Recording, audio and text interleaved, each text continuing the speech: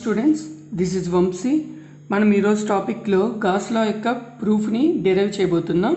Telugu medium వల్ల అయితే gas నియమం యొక్క నిర్ధారణ చేయబోతున్నాం. ఈ గాస్ లాని డెరైవ్ చేయడానికి మనం ఫస్ట్గా గాస్ లా అంటే ఏంటి ముందు రాసేసుకుందాం. మనకి గాస్ లా ఏంటంటే electrical flux phi is equal to integral surface integral E dot DS is equal to Q by epsilon naught. ఇది మనకున్న గాస్ లాకి తెలిసిన రిలేషన్స్ అన్నీ రాసుకున్నాం. ఇప్పుడు మనం గాస్ లాని ప్రూవ్ చేయడానికి ఒక క్లోజ్డ్ సర్ఫేస్ని తీసుకుంటున్నాను. మీ ఇష్టం సర్ఫేస్ ఎలా ఉన్నా పర్లేదు, ఒక క్లోజ్డ్ సర్ఫేస్, ఓకేనా. ఈ క్లోజ్డ్ సర్ఫేస్ అంటే సంవృత తలం అండి. ఒక సంవృత తలం తీసుకొని ఆ సంవృత తలంలో ఒక బిందువు ఓ అనే బిందువు దగ్గర క్యూ అనే ఛార్జ్ని తీసుకుంటున్నాను, ఆవేశాన్ని తీసుకుంటున్నాను.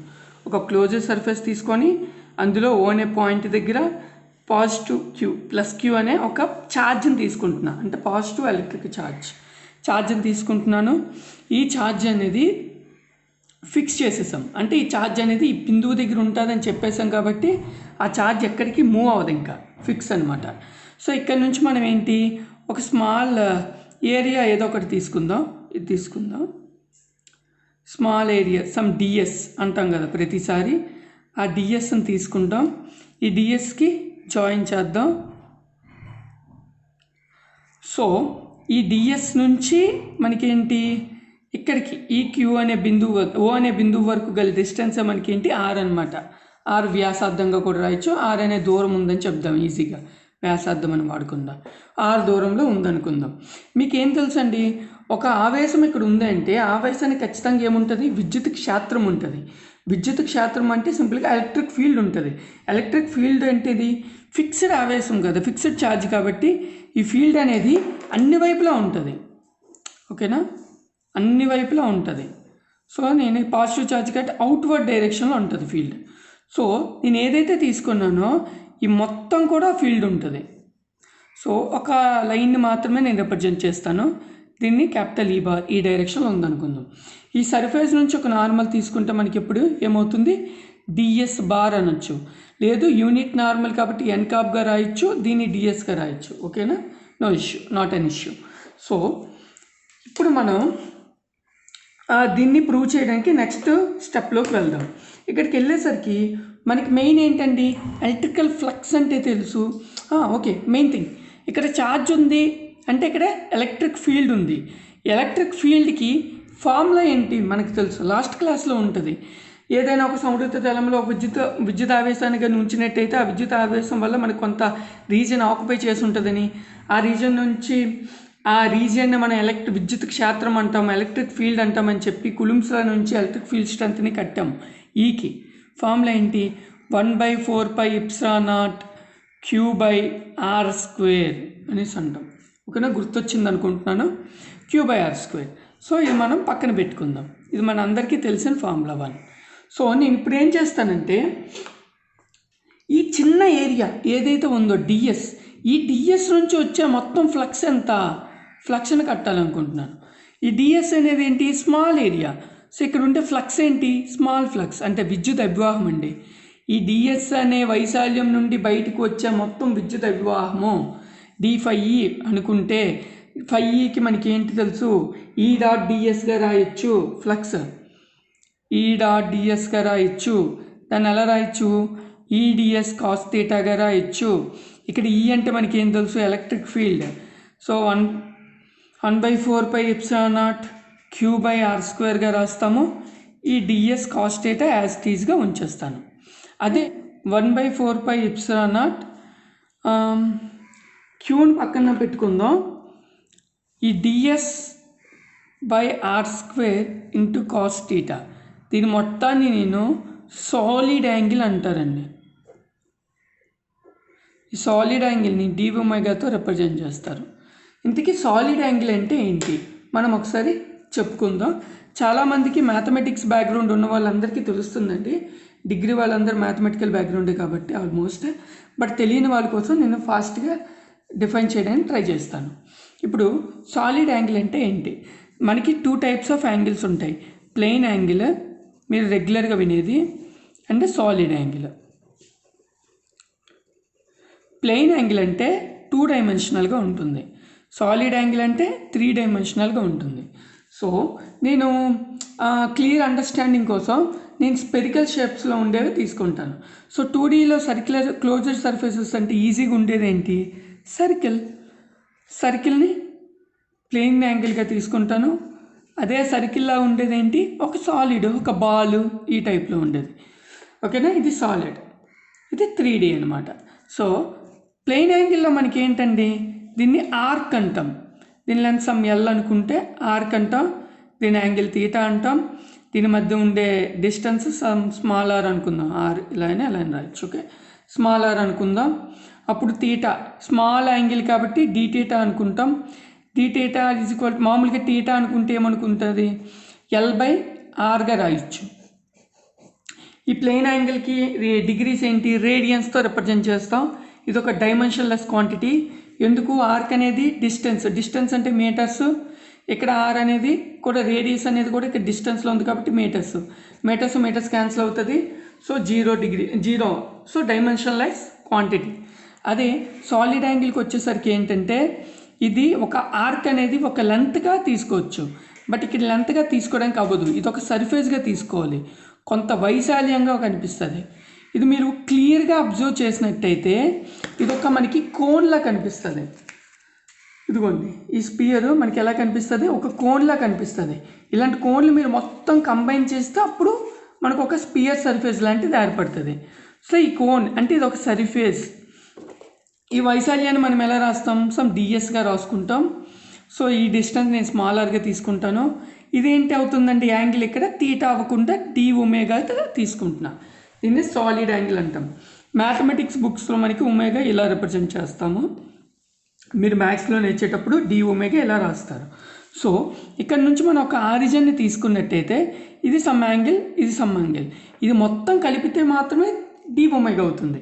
ఇది మీరు విజువలైజ్ చేయాలండి. ఫర్ సపోజ్ మీకు లార్జర్ వ్యూ కోసం నేను కొంచెం గీస్తాను. ఏదైనా ఒక బిందువు దగ్గర తీసుకుందాం.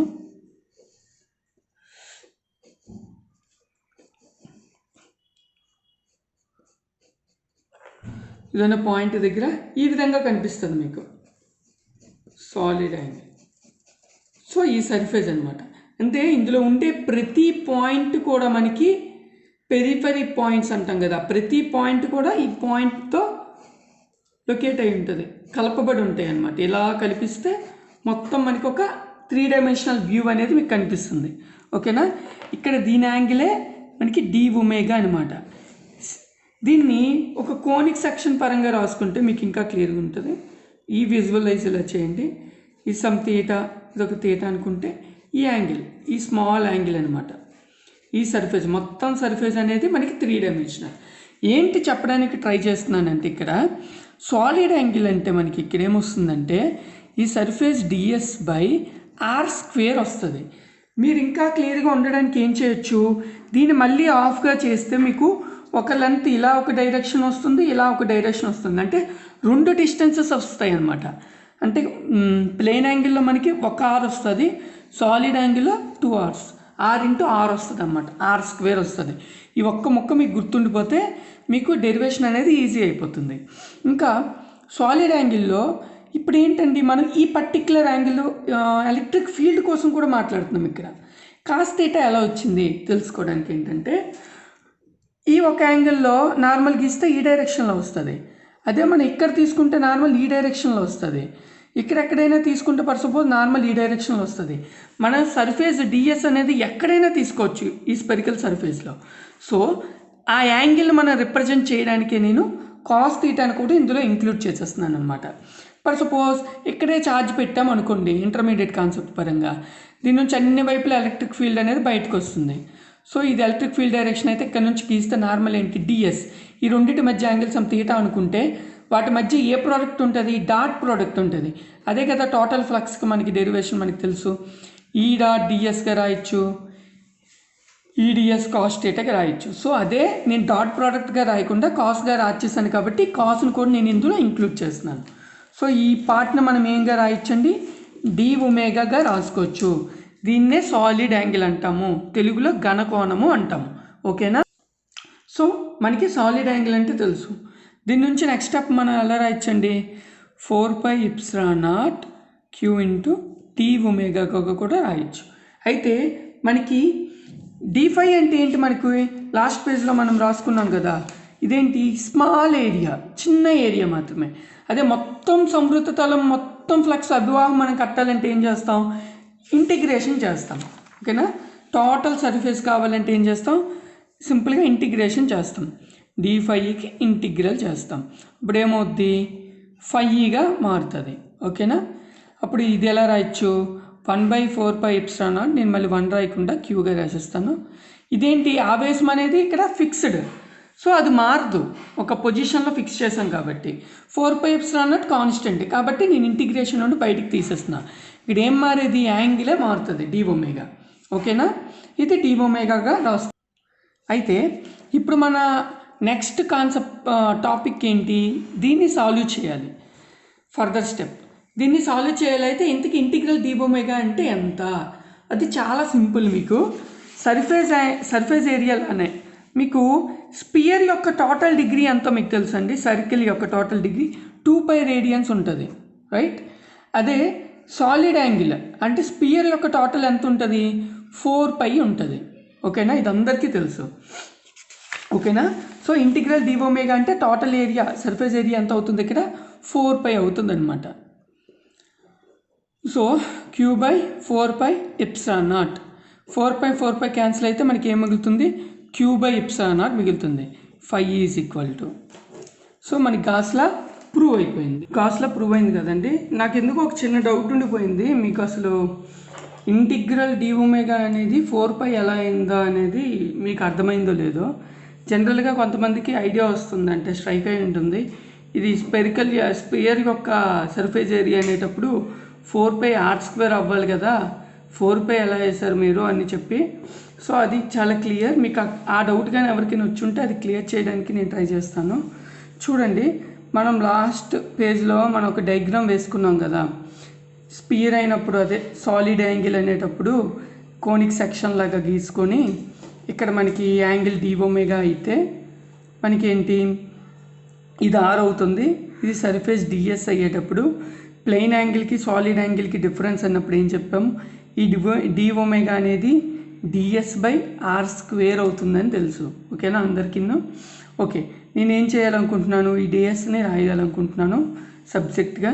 అప్పుడు ఏమవుతుంది, డి ఒమేగా ఇంటూ r² అవుతుంది. ఓకేనా, సో ఇదేంటిది స్మాల్ సర్ఫేస్, నాకేంటి కంప్లీట్ స్పియర్ కావాలి సర్ఫేస్.